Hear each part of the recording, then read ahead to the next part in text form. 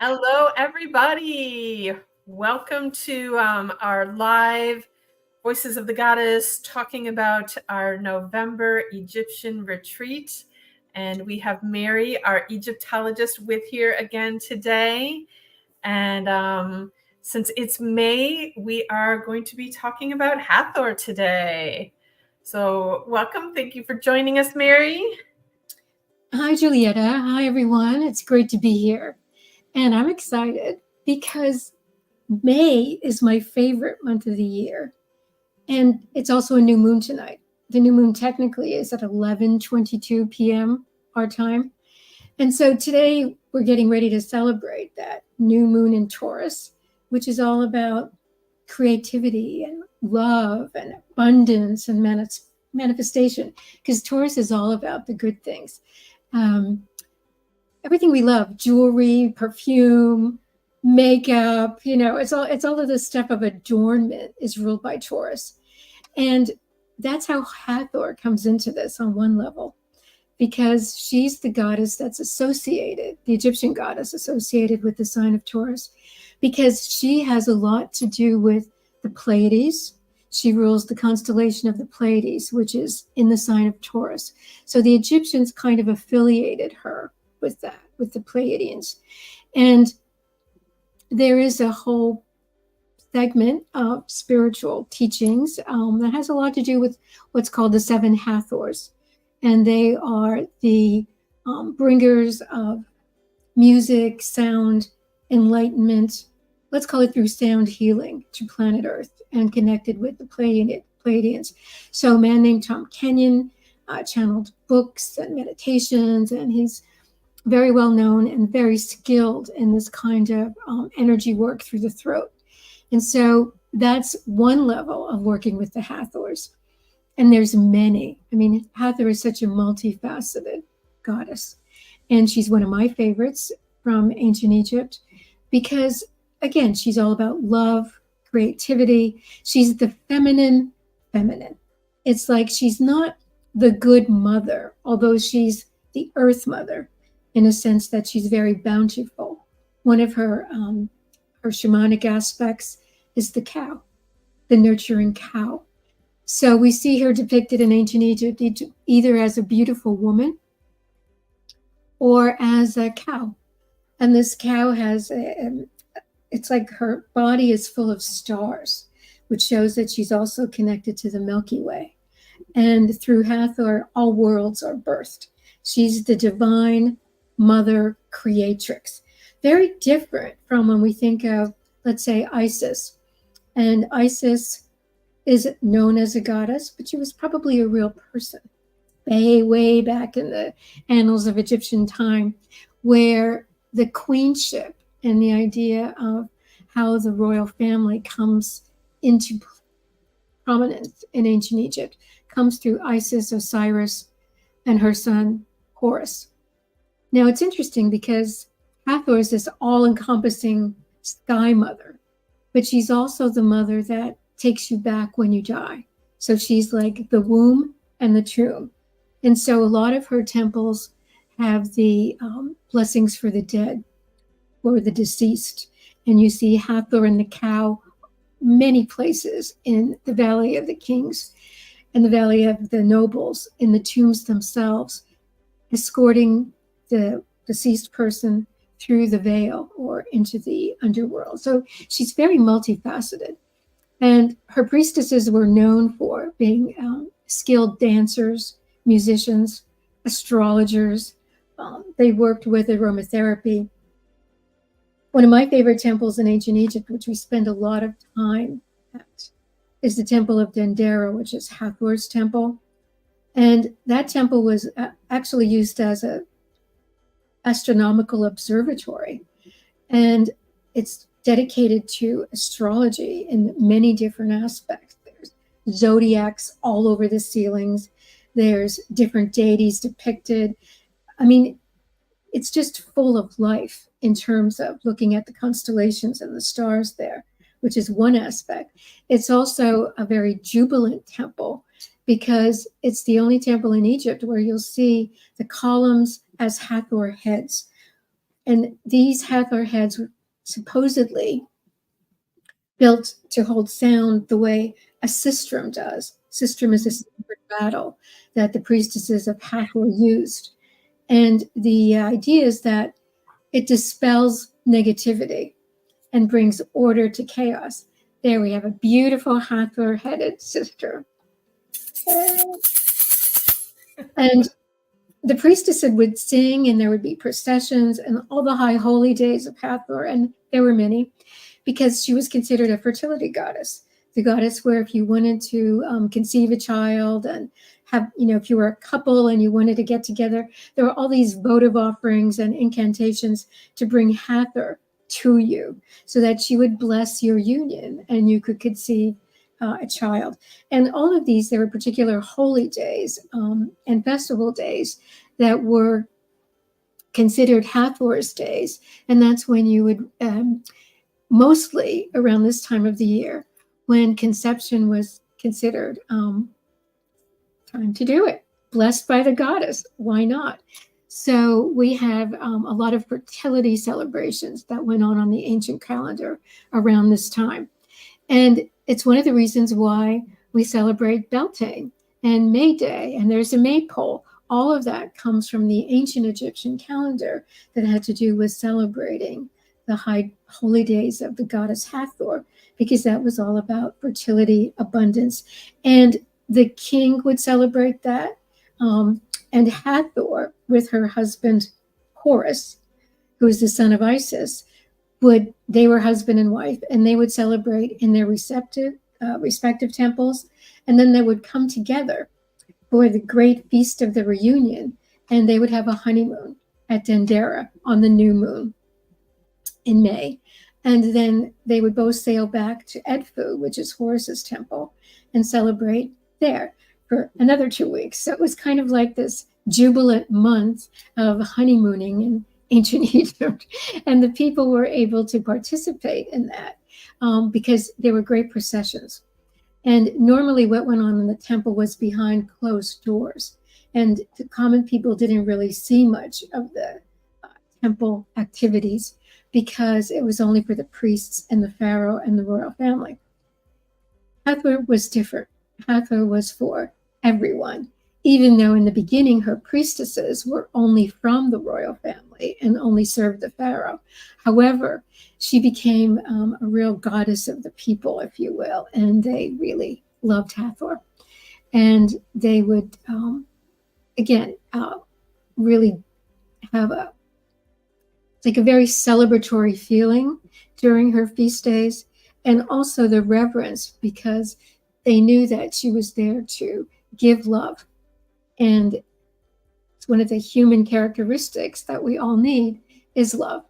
And so getting closer to Hathor was something that every woman, every couple wanted. She would bless your union. And so when we say, well, why is it so interesting to know about these goddesses nowadays?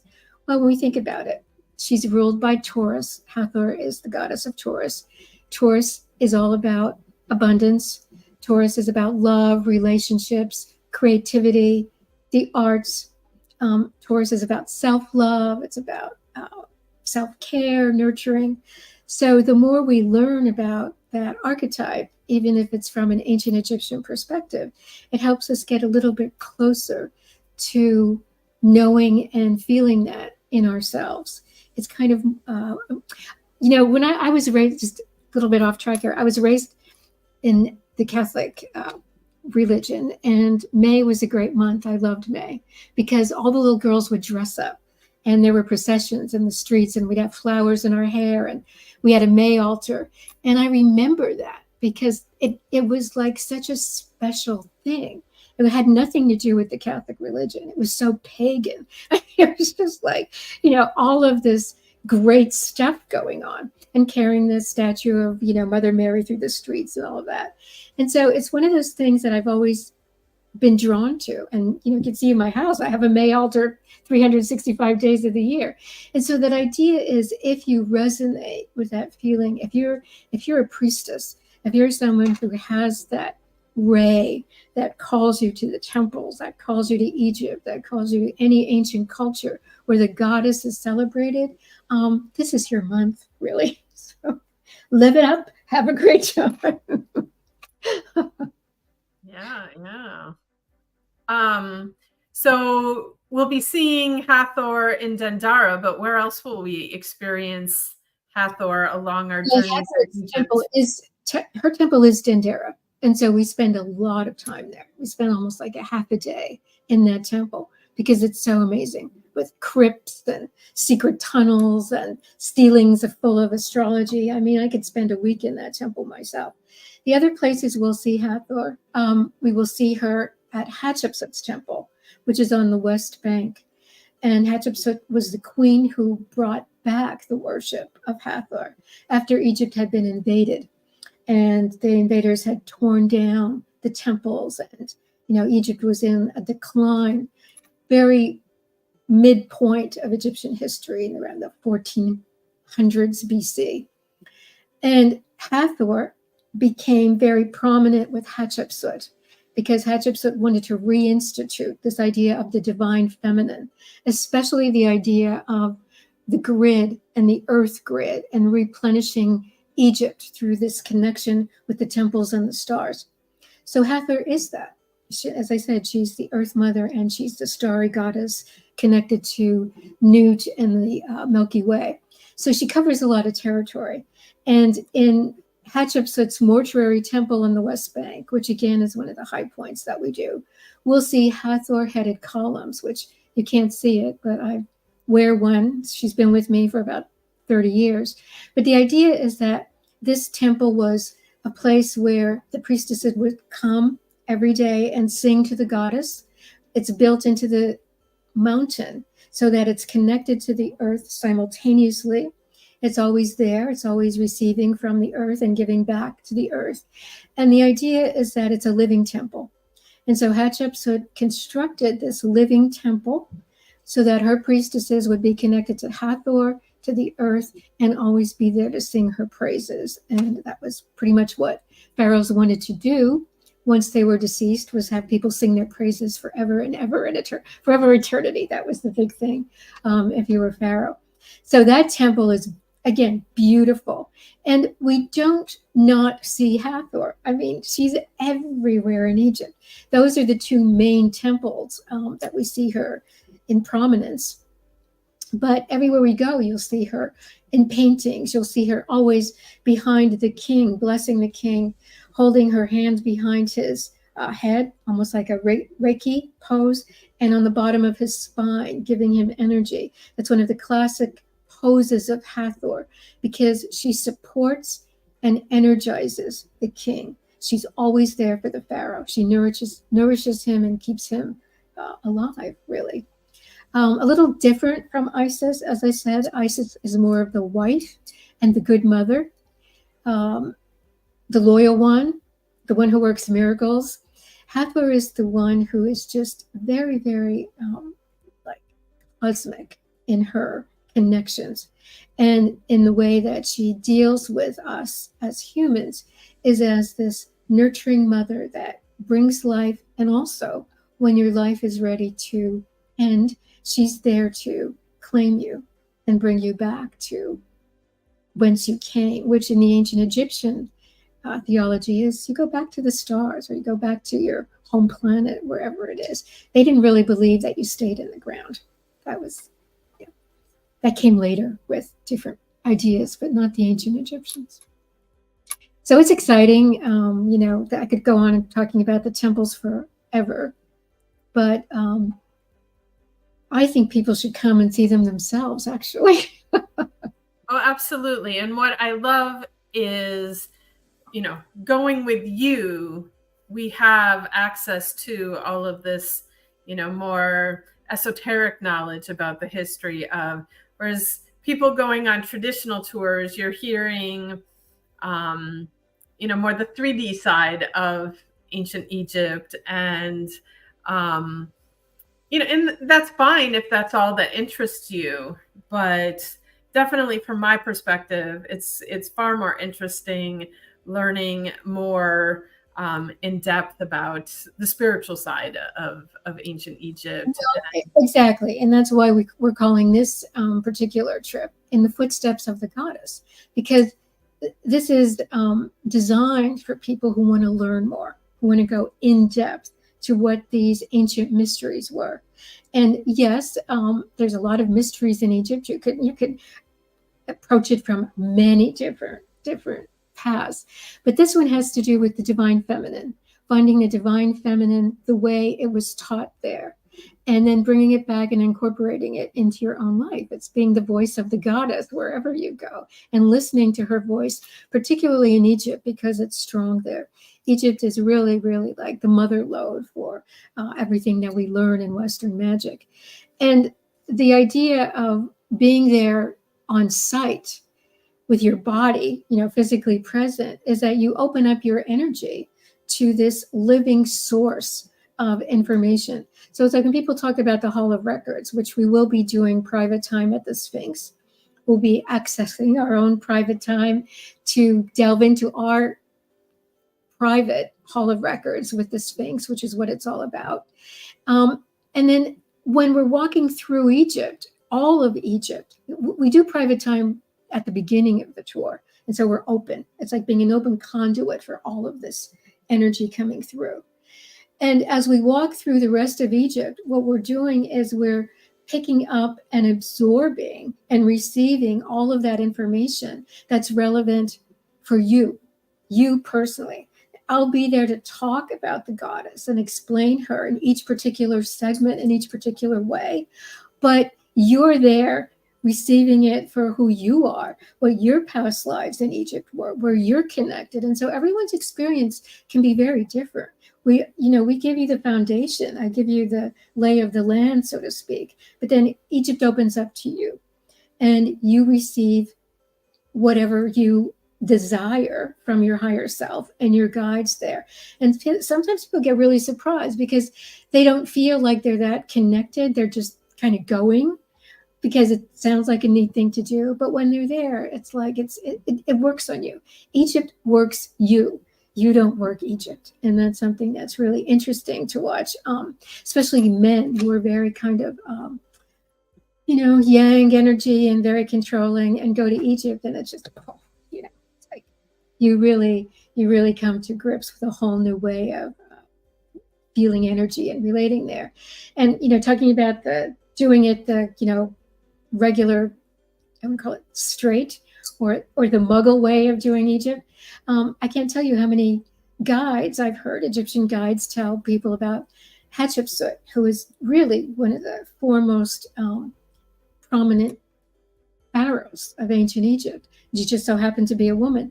And they'll say, oh yes, Queen Hatshepsut, she tried to be a king and dressed like a man. Boom. That's the end of what they say. And I'm like, oh my God. It's just, it's stupefying to me because the history is so rich in terms of the queens, not just the goddesses, but the queens. And then someone like Hatshepsut and the lineage of what they call the gods' wives of Amun, who ruled Egypt for many, many years in the later dynasties, straight from Luxor. So, there's levels and levels to this. So again, we're starting at the Mina House, the best hotel in modern Egypt, not ancient Egypt, and doing our private time. All of this is in Giza. And then, just for a little reference point for people who don't know the Mina House, in 2021, when we were in Egypt and we were at the Mina House, we did have some delays getting in and out of the Mina House because of heightened security, because it just so happened that Prince Charles and Camilla were resting at the Mina House. And so that's the level of hotel that the Mina House is, just for those who don't know. We will be staying at not just a nice hotel, but the hotel of Giza. So. Yeah, and it's just a beautiful, beautiful property right there in front of the Great Pyramid. I mean, you're sitting there having breakfast and you're looking up at the Great Pyramids of Egypt. I mean, it doesn't get much better than that. And I don't know if anybody saw the news, but it was all over Facebook, I think, and Instagram, where some big high-tech mogul had his wedding there over the past few days. And it was televised all over Egypt, and it was a really big deal. Like movie stars and all these people came. But, hopefully it'll be quieter when we're there. But, you never know. But anyway, we start in Giza, and then we move down to Luxor, where we'll be spending our, majority of our time in Karnak Temple. We'll do our initiation with private time with Sekhmet. We go to Valley of the Kings, Valley of the Queens. We'll see Hatshepsut's temple, and then we go to Dendera, and we have an overnight stay at Abydos to see the Osirion in the temple of Seti I. And that temple is dedicated to Isis and Osiris and Nephthys. So that's the Osirian mysteries. So we're going to cover all of the goddesses that are the primary focus points in ancient Egypt. I mean, there's many goddesses to cover. You could just spend, weeks there. However, we'll be doing 4 main ones, which is basically the 4 directions. And we'll also be doing the Blue Lotus mystery school teachings there, which come from Dendera, interestingly enough.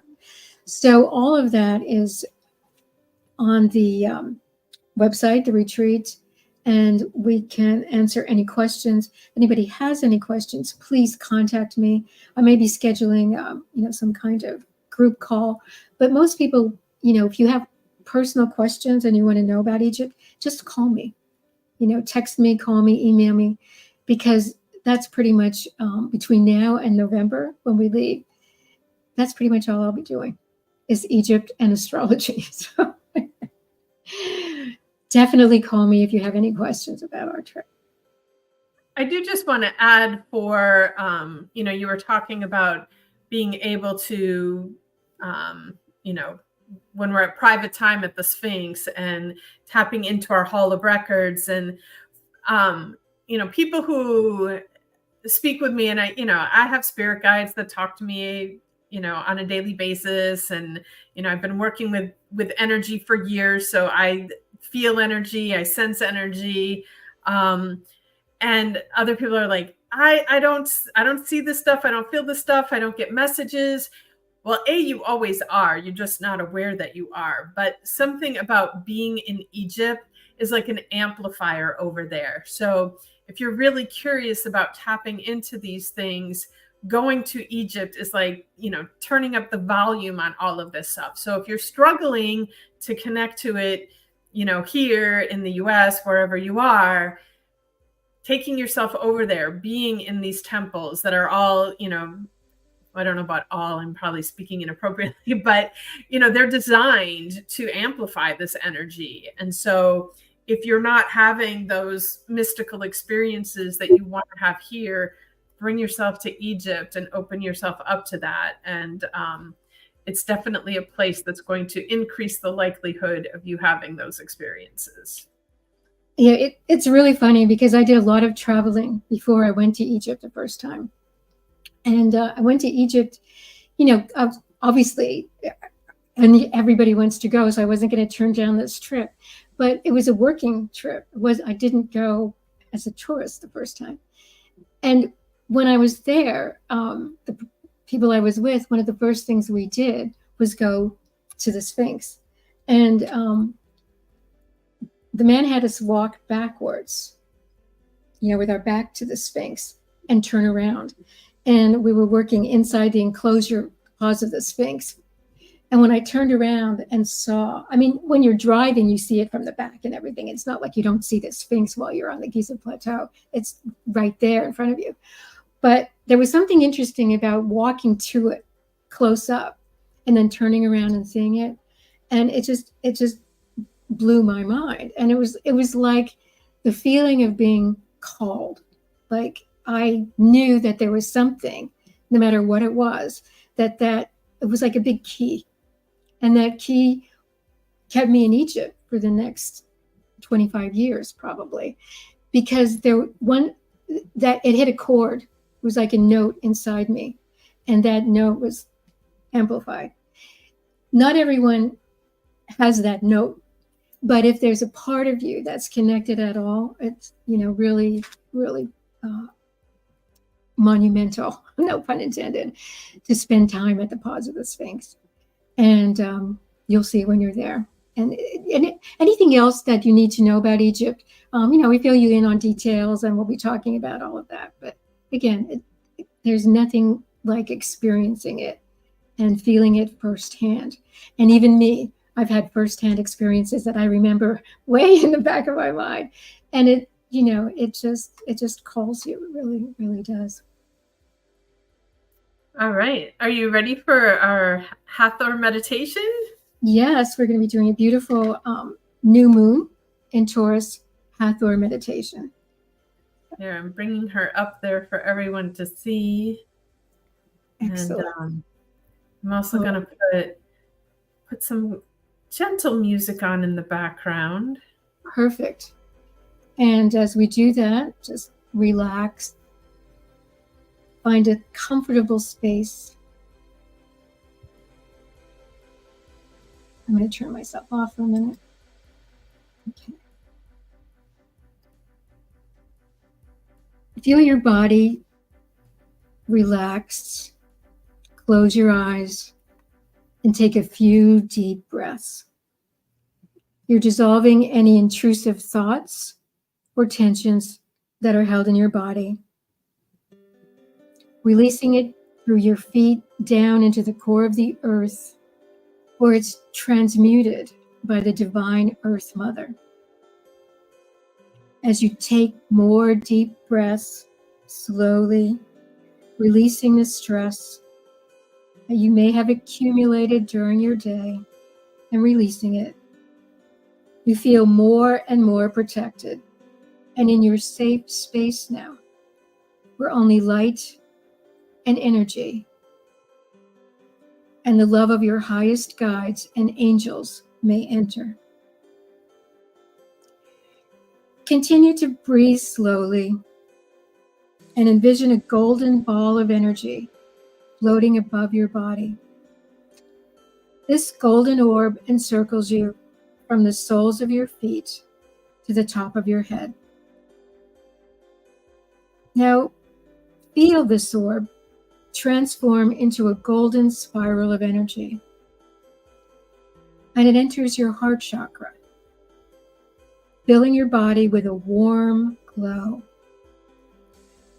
This golden light energy feels soothing and relaxing, as if your internal organs are being massaged with a liquid golden light. It is both healing and sensual at the same time. Every cell in your body is ready to absorb this liquid gold, and all density is released from your cells. Now, as you begin to feel lighter, you see the form of a beautiful and radiant woman standing before you. She is Hathor, the Egyptian goddess of love, beauty, music, and the sacred arts. She wears a long, shimmering white gown and a beautiful blue lotus necklace made of exquisite turquoise and pure gold. In one hand, she holds a metal rattle called the sistrum. Its sound banishes all negative vibrations. In her other hand, she holds the ankh, the symbol of eternal life. Her long dark hair touches her shoulders, and on her head sits the royal sun disk crown made of pure gold and worn by all the queens of Egypt. For Hathor is the wife of the sun god Horus, and also the daughter of the sun god Ra. She embodies the grace of the divine feminine. As your inner perception becomes more attuned to her radiance, you hear the soft rattle of her sistrum, and her sweet voice is chanting your name very softly. As you listen to the sound of her voice, blending harmoniously with the sistrum, your body begins to vibrate to a new healing frequency, and your body resonates like a tuning fork. This is your own personal tone. This is your soul sound signature, and your body recognizes it. You feel an expansion in your heart, and your throat chakra opens. You feel less burdened, and you feel more at home in your body. You feel love in your heart, and you are filled with the laughter and delight, like a small child listening to its mother's lullaby for the first time. For Hathor is singing her song just for you, and your body knows how to translate this. Allow these sounds to rest within your cells for as long as you need, for they are now imprinted in your cellular memory, and they will not leave you. You now feel restored and replenished. And as you open your eyes, you see that the goddess Hathor is no longer present, but she has left you a gift, her beautiful blue lotus flower. And as you return back to this time and space, her message rings in your ears. May you walk in truth and beauty always.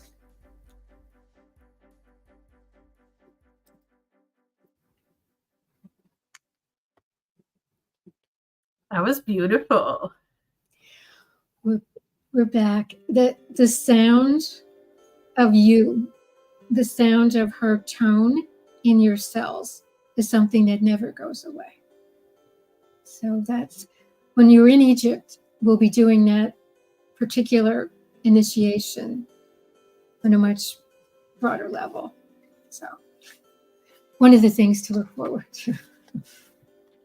So speaking of looking forward to things, we were talking before we came on the show, since registration is officially open for the retreat. So if it's something you're considering, now is the time to register. And we have special gifts for anyone who chooses to register by Monday, June 16th. 17th. Monday, June 17th. Yes, thank you. 17th. I think 16th is Father's Day. June 16th is Father's Day. Yeah. Bring your dad to Egypt. I know he's thinking about coming, so I'll work on him on that, because that would be really fun and amazing. But tell our audience what gift you have to offer them. Well, if call this an early registration incentive, as anyone who registers by June 17th, I'm happy to do a complimentary astrology reading, which will include the Egyptian goddess asteroids, which not many astrologers use. But if you're interested in knowing which goddesses and where are part of your astrological picture, that's kind of exciting to know before an Egypt trip. So that's something that I will be doing. Now, it's, as I said, it's a complimentary if you register by June 17th. And then I am also offering an Egyptian bracelet mala that will have an Egyptian scarab on it to protect them on the journey and support them. And so we know that crystals and gemstones are very much associated with many of the goddesses in Egypt, and the scarab is a very well-known. I don't know. Can you tell people maybe a little bit about the scarab and what it does? Yes, the scarab is the heart scarab, and the scarab is the symbol for regeneration and new life. And so a scarab was placed over the heart of the mummy of the deceased, and that sent you on your way, because the only organ that was left intact in the body was the heart. Everything else was removed, but the heart was left intact. Two gemstones, very, very, very sacred to Hathor: turquoise and gold. She's mistress of gold and mistress of turquoise, among many other titles that she has, like Lady of Song, Lady of Drunkenness. Like she's got tons of fun titles, which I love. Well, I will say that the bracelet malas that I will be giving away will not be turquoise and gold, although if somebody wants one, they can order them, but the price on that is a little bit high. But in case anyone's interested in the stones of Hathor, that's and her oil is myrrh and also blue lotus. So those are two interesting things to know about the Hathor deity. The malas are gorgeous. I've seen Julietta's bracelets. They're beautiful. And Hathor loves her jewelry. We just can't get enough. That actually does look like it's turquoise almost. Those colors look like a little turquoise. There is some lapis on here, and there is green aventurine. But this is just one I had on hand. I will be making beautiful different ones. That's really, really jewelry in Egypt. You can't go wrong. We love our jewelry. So again, anyone who really wants to talk about registration, all the information's up there for you to read. But if you have questions, please contact me, or Julietta, obviously. But if there's technical things you want to know about, just ask me, because I'm the technical provider. One thing I am technical about is going to Egypt. Anything else, I'm not. Yeah, you definitely have Egypt down pat. And what's always fun too is like you go to Egypt with Mary. I swear everybody there knows who Mary is. You're walking down the streets and people are like, Miss Mary, Miss Mary. Yeah, it comes with longevity. But yeah, no, it's always like home. So even if you go once and you go back a second time, no matter who you're with, even if you're by yourself, it's like everybody knows you. And it's like you're back home again. It's Egypt. Yay. So, yeah. Well, I'm excited. And hopefully people who are listening are getting excited. And I know that this is going to be a great, great tour. There is no, the last one we did was really, really good. They're all great. I don't know, I sound like a mother trying to decide between her children. They're all amazing. But, I always look forward to the next one. Well, and there, as someone who's been twice, both trips were very unique. And even though we visited a lot of the same places, each time you go, there's a whole new layer that is revealed to you. Mm-hmm. And I said, ultimately, it's my goal that once a year I make this trip happen. And there is just something so special about Egypt. And if it's calling you at all in any shape or form, listen to the call and come join us. Yes. Thank you so much, Mary, for taking some time out of your day to share knowledge about the goddess Hathor and talk more about our trip there. I am so excited, and November is going to be here so quickly. So, it's time to put this on your calendar, put your name on the list, get your deposit down to reserve your spot. Like I said, you can find out more information at the podcast listed here, votgpodcast.com/Egypt retreat. All the information is there on the website. And always feel free to reach out to Mary or myself. We are happy to answer your questions.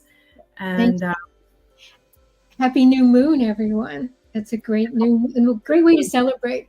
Put in your intention that you're going to Egypt and watch Hathor. Yes, that's absolutely. If you want to manifest the trip. Meditation. Listen to the meditation again.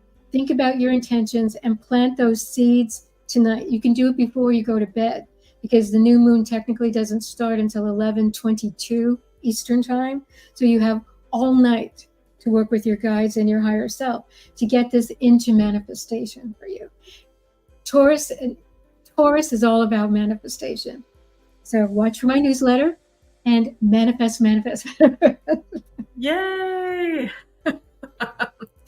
Thank you, Mary, and thank you everyone for tuning in. Thank See you. you in Egypt.